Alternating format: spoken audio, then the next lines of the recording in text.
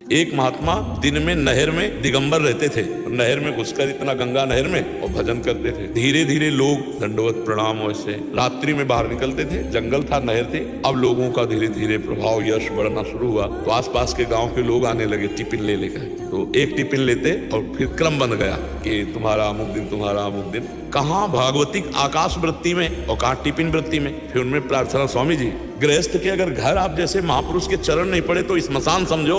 स्वामी जी घर जाने लगे, नहार भूल गए आना, वहीं रहने लगे। जो प्रधान उनमें गांव के थे वो बहुत श्रद्धा करते थे। तो गांव में रामलीला थी, तो रामलीला में सब लोग एकत्रित होते हैं। स्वामी जी वहीं थे और वो उन्हीं के घर में टिके थे।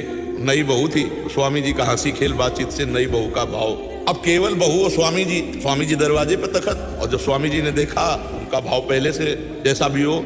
अब जो घर का मालिक था उसके दिमाग में गलत भावना से नहीं, इस भावना से लगा कि एक बार मुझे राउंड मारा आना चाहिए क्योंकि पूरा गांव रामलीला में है। वो जब गए तो तखत खाली, तो उन्होंने तो स्वामी जी चले गए क्या। बड़ा अंदर उनको छुप हुआ, लेकिन अंदर आवाज आ रही थी। उनका लड़का तो रामलीला में है, बहू से कौन बात कर रहा है। दरवाजा खटखटाया पर खुला नहीं।